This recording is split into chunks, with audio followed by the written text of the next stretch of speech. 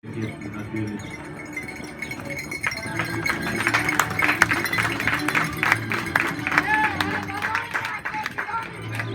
Die Fragen auf der weiterentwickelt. Hier wird es in 10 Pferden gemacht und das ist wirklich eine Besonderheit. Im ganzen Lande gibt es nur noch ein anderes Künstlergebiet, wo es noch mit so vielen Pferden